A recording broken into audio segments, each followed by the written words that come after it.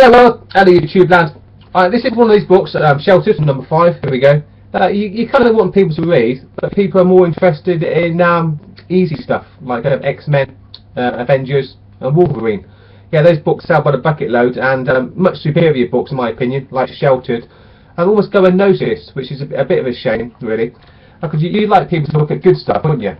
Good thought-provoking stuff, rather than just the latest issue of Wolverine, where no thought's gone into it at all. The writer doesn't care, the artists don't care, the publishers don't even care, because they know all they've got to do is stick Wolverine on the front cover and it will sell anyway. But when you've got a book like Sheltered, what's Sheltered? Nobody knows who these characters are. It's got to be good to even be noticed. So yeah, Sheltered number 5 by who's his name? Ed Brisson, illustrated by Johnny Christmas. It's really good stuff, really thought-provoking stuff. That's relevant to the real world in 2013. How relevant is Wolverine to what's happening in the world in 2013? Not very, is he really? Let's face it. What I'll do in this video is I'll read out my recent review of Sheltered number 5, which is on Geeked Out Nation, and I'll leave a link down below. And if you want to check out Sheltered, it's probably the best idea not to get number 5, but to wait a couple of weeks until the trade paperback is out, which will collect the first 5 issues for you. And it's really, really good stuff. I find you should check it out. Yeah, and take a break from Wolverine for a couple of months. It won't hurt. Right, review of Sheltered number 5 by Mark Pritchard. That's this bloke. Right, Sheltered number 5. Positives: valuable social group insights. Emotionally engaging, thought-provoking, not just another throwaway comic, and the artwork is perfectly suited to the story. Negatives: there's graphic violence, unsettling insights into the human condition within group situations that might distress some, and there's no laughs. This is pretty serious stuff. And the bottom line: Sheltered continues its slow burn pace as the dictatorial Lucas begins to clamp down on any dissenters to his increasingly authoritarian regime. Now I'll explain who this Lucas is right now in this review. Right. Sheltered is a difficult book to review, because if you talk about it in any depth, you will end up spoiling it for the reader of that review. Bearing that in mind, I'll only discuss what happened before issue number 5, and briefly hint at the events of this issue, whilst analysing the broader topics and subject matter that the book is focused upon. Sheltered is about a prepper community. Prepper meaning survivalist, or a group of people who feel that in the event of a mass climatic event, they need to be prepared to live off the grid and defend themselves and their families when the supermarkets close and the electricity grid no longer works. The prepper community in Sheltered is called Safe Haven, and is situated in a rural, fenced-off campsite that is currently suffering the effects of cold weather and snow. All was going well until one day when the children, led by their dangerously charismatic leader Lucas, decided that the end of the world was coming, and that the only way for them to survive on limited rations was to murder their parents and turn Safe Haven into a campsite exclusively for children. If that sounds horrific, it's because it was horrific. The adults have now been murdered and their bodies burned on a gruesome bonfire. The dictatorial Lucas is now running the camp, with many dissenters being weeded out and hunted down. Groupthink is everything now in Safe Haven, and that groupthink is all strictly controlled by Lucas. Issue number 5 sees the younger children in the group begin to question the authority of Lucas. Food rationing is now in effect and being used as punishment for those who are not following his groupthink diktats.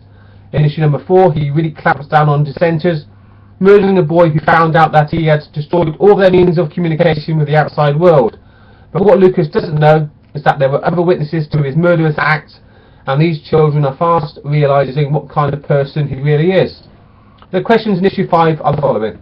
How will Lucas cover up his actions and deal with those now beginning to openly question his authority?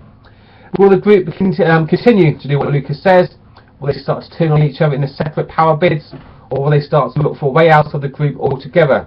And how will the only 2 children outside of the group, a barricaded female twosome who were never involved in the initial murderous plot, impact what is going on inside the camp? And the thing I really like about this book is that it's not rushed. Events happen because of the personalities and group dynamics of the individuals involved. It all makes logical sense, and what we get in here is an exploration of the human condition and how group situations affect individuals, much in the same vein as the classic book about groupthink evil involving children, the book of course being William Golding's Lord of the Flies.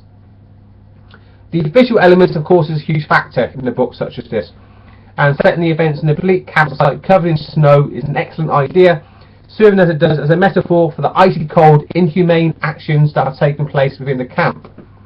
Illustrated by Johnny Christmas in a wistful, contemplative tone, the large, almost stationary action-free panels give time for reflection, for thought, and they work extremely well with what is essentially very disturbing and unsettling subject matter.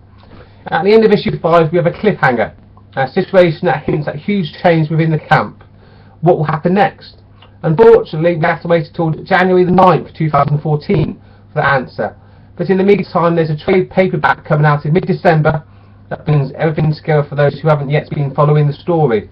If you're new to this book, it's probably a good idea to pick up that book rather than getting the previous back issues.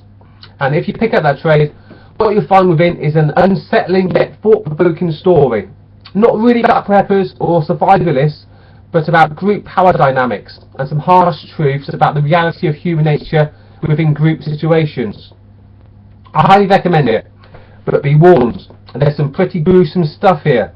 It's not comic book evil, it's real evil, and that of course is probably the most disturbing thing of all. Sometimes when you look in the mirror, you end up not liking what you see. Sheltered offers you a mirror. Will you look? Now that's up to you.